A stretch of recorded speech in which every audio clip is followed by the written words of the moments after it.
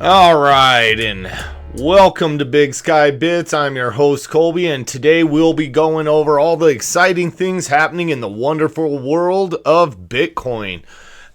Before we get into any of that, please head on over to the website bigskybits.com, where you can see some of the newest content and reach out to me about any questions. We can also, there's also newsletters and other information on the website. I'll be adding to that more in the future. And you can also head on over to YouTube or Rumble and view the content. With that, we're going to move on to pricing, as the price action is the big thing going on in the markets today. Most people are concerned with what is going on in price. We saw that big dip yesterday down into the 77,000s, 76 even, 76, 7, 8, right around high 76s. And since then, we've seen it recover quite a bit back to 82. And this recovery over the 24 hours does look nice. It's a good pattern, steady and upward. When we zoom out a little, we're still not even close to any of the resistance levels. This would have to get quite a bit higher, at least above 86,000 minimum. We're really looking more above the $95,000, $96,000 range to give some real hope back into this market. But as I've said in previous episodes, I can see quite a few more weeks of downside, so don't get overly excited yet.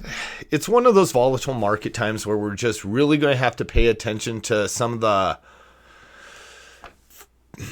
more social factors that might be influencing Bitcoin. If countries are adopting it, if big banks, companies, what's going on in the larger ecosystem beyond just the price movement.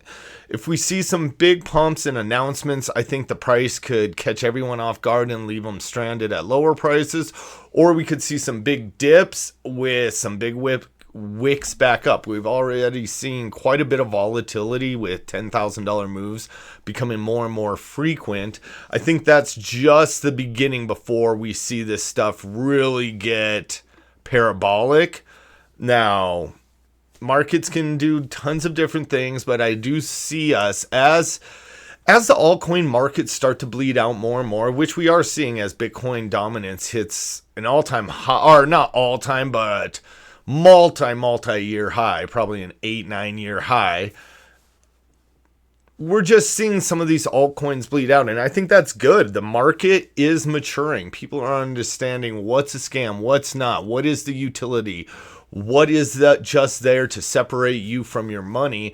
And I think the markets and our government are making clear distinctions. If you want to know more about what I mean by the government's clear distinctions, go back to yesterday's episode and check out some of the content in regard to the Bitcoin Strategic Reserve.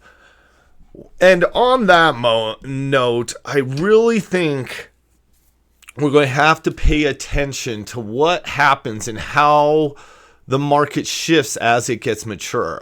Recently, MetaMask announced that they are going to be allowing native Bitcoin on their system, their ecosystem, or it's a web-based browser wallet. So they have already been big in the ETH ecosystem, providing support for a lot of the ERC20 tokens. But now they want to provide native support for Solana, which has really fueled a lot of this recent meme coin pump, and native Bitcoin. But what I see with the changing sentiment is I see a lot of these people who have been stuck on MetaMask with probably very little ways to offload their money, changing their money from a lot of Ethereum into Bitcoin. And same with Solana, moving a lot of these meme coins. Now, since Solana is being newly added, there could be some shift of people going from Ethereum over to some of the Solana stuff, just as this will make it easier for Ethereum users that have continually used MetaMask to move their assets around. And MetaMask was an early adopter and made a great user interface that got a lot of people involved early. Me and a few friends were in there very early for those airdrops, and it was an interesting project. Now, none of that solves Ethereum's major underlying problems, but it is interesting development in how these once closed ecosystems are expanding into other things, mainly Bitcoin. So I just want people to look at that and realize how the market is maturing. And on that note, we're going to go over to Patrick Bet Davis was on a podcast, and he was talking about XRP, Bitcoin, and how he asked his viewers what they thought.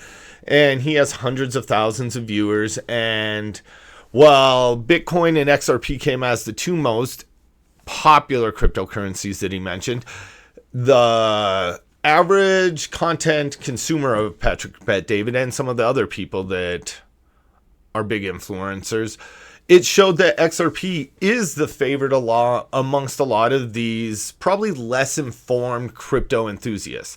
I would argue that XRP is this year's new hype coin. It is this cycle's, even though XRP's been around, it kind of gets these little hype cycles and then dies off drastically, as we've shown in previous videos, looking at the long-term chart of XRP, looking at the tokenomics. And now when you look at what Patrick Bet David actually,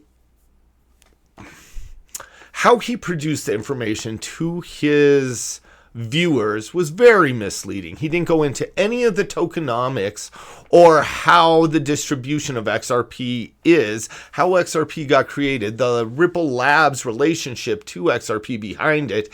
He left a lot of this out. He did touch on the decentralized aspect of Bitcoin and how XRP is highly centralized, but he doesn't expand on why that is important.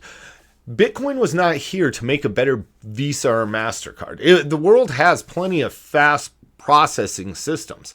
Bitcoin was here to circumvent and get around some of the legal obstacles that governments throw in the place of good citizens.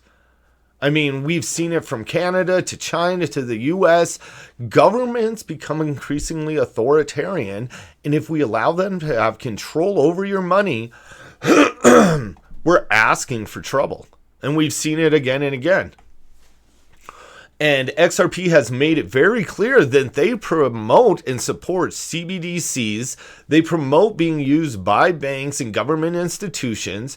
And the whole premise of XRP goes against what cryptocurrencies aim to be, what Bitcoin in its early infancy aims to be, what Bitcoin today aims to be. The Bitcoin ecosystem, though we are fractured by a lot of people that are only in this for the speculative investment, there are many others, especially the faithful devout who have been here for a long time, who only want to build up the infrastructure, want to build up the usability and promise that Bitcoin will help the world. And I honestly believe we will see that. I honestly believe we are seeing that come to fruition as we speak. Now, one interesting caveat with the price is, as we've been seeing this rise, we have been seeing transaction volume go up and up. Right now it is sinking back down a little, which could indicate that maybe we are reaching stabilization area around this 80,000 range. So pay attention to as blocks get more and more, or the fees get more and more competitive, because people are paying to get their block included. So the more action that's occurring on the network will indicate the response that the people are having to the ecosystem. Now, there are some caveats to that. In this world with many layer 2s, a lot of Bitcoin transactions are starting to occur on either the Lightning Network, the Liquid Network, many of the new experimental networks that are created, and I think these are all great.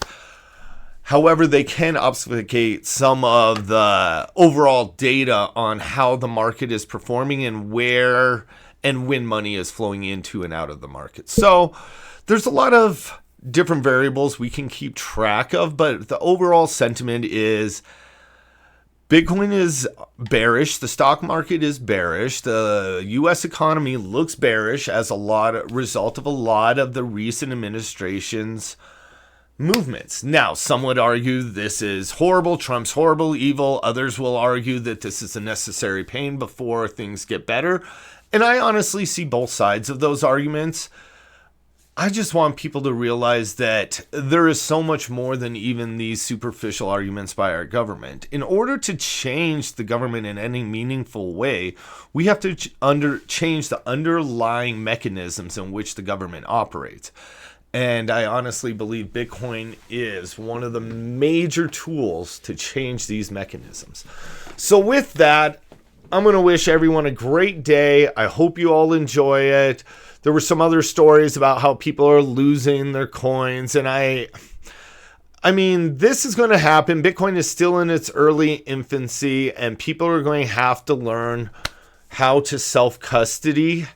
And there are many issues. It's a little more complicated than a lot of people think. And that's why a lot of these third-party retailers are doing third-party custody and custodial, acting as a custodian of your Bitcoin. And I see both being very valuable to the ecosystem as it grows, but as it grows, we also need to constantly encourage people and remind them that not your keys, not your Bitcoin, you must self-custody. But for the early stages, some of these custodial services do actually serve a role. They help people that are technologically adept enough to get into this product, and that's the point in which we hope many of them learn. And though this will be a trial and error, many people will get burned, exchanges will come and go, people will lose and get Bitcoin stolen, but this is a slow, arduous process, and all we can do is encourage you to do your own research and research Bitcoin. Figure out what it can do to make your life and your neighbor's life better. Spread the good word. If you like the content, please like and subscribe, and have a wonderful day.